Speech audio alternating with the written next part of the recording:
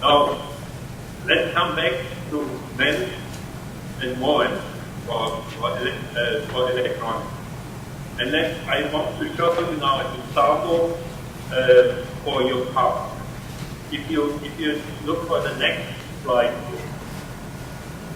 Okay, where they're automotive MEMS. Right. Now, if you buy today a car, medium-sized car, you have in your car approximately 50 to 100 individual MEMS systems. They are for control, safety, engine control, speed control, gear train, wherever you see, you don't need to read it, but you simply see all around so many individual devices that make our car safer, more economic, for me also faster, and cheaper finally. Now, to come back to the example we had before, if you brake, you might brake, or your car, you might stop because you see your girlfriend. That's a good reason. If you hit a tree, the car has to know that this was not your girlfriend. That means somebody has to decide to blow up the airbag. And it's not you. You are too slow and you don't know anyhow. Therefore, it's a device that is an acceleration sensor connected to an airbag, and this is very important for your safety. Now, companies in Germany that close to the place where I live is Porsche company. Porsche is a major car supplier, supplying all kinds of things for car use. They have gigantic factories making such devices for cars.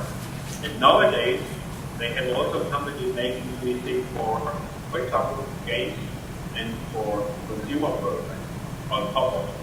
These are thousands of people working in semiconductors, working with silicon, making such devices off the shelf, and they are used in gigantic amounts.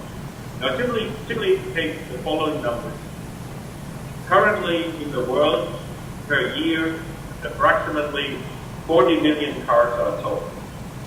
Now, imagine each car has 100 such devices. Now you know what a market is, right? And these devices are, by the way, the new type of cheap.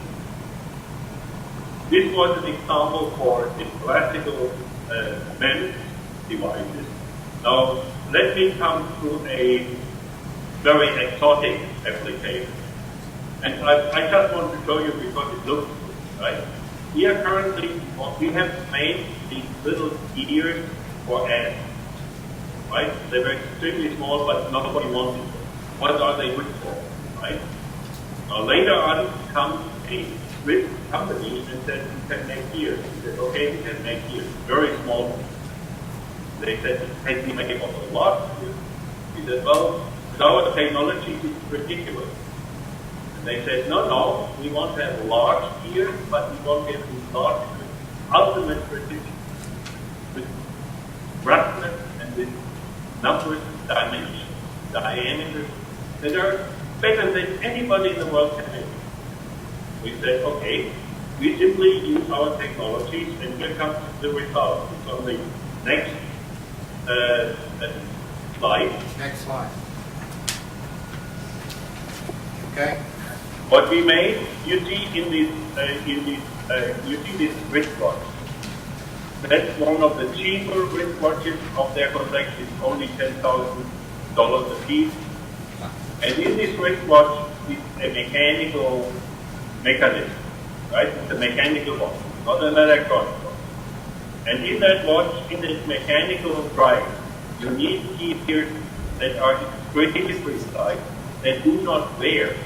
You cannot lubricate them, no oil, and they have to look good. That means they have to be made out of gold. And we currently make many of these guys out of gold in serious production for Swiss watchmakers. Now, you would say that's a niche market. True, it's a niche market. You have watches above 1,000 euros a piece, or $1,000, $10,000, 1,000, cheap, $10,000. But if you look in the market development of that, such thing. It was 2 million watches of this type, of this bright glass, in 2002. Today it's approximately 6 million. And you would say, where do they go? Such expensive. They go to the rich market. Okay? Now this is a market, and it's certainly a niche market and very specific market. But I thought I'd mention it because it's really fun to make that. And just if you look for a technique type, you see that one, the pieces. That's the wafer where we make it.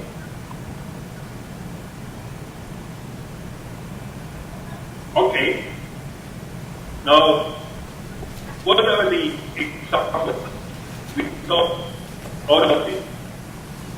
Then he took for the United States, not the players in the United States. The number one is Texas Instruments. Texas Instruments with a chip that can make pictures and that is used in multimedia projects. They call it digital light projection. If you look for the Texas Instruments homepage, it's called DLT, or the chip is called DMD, digital mirror, DMD, digital mirror device. They make a lot of money with it. They are the largest producer of the space, who is also big in the United States in this kind of technology. It is Hewlett Packard with inkjet fabric. You know, you buy an inkjet printer, it doesn't cost anything, you print 3 pages, you have no ink anymore. Then you go to the store and they tell you $50 a cartridge with a little bit deep inside and some couple of holes at the outside. The perfect business model, and the Packard makes a hell of a lot of money. That's a big business. Automotive, we said already. Computer periphery, you have in computer periphery such as hard disk drive. You have mechanical motors, tiny motors that correct the disk drive for aligning things very carefully. That's another one. Medical devices, for example, there are now chips. You put a drop of blood on the chip, and the chip tells you what your body condition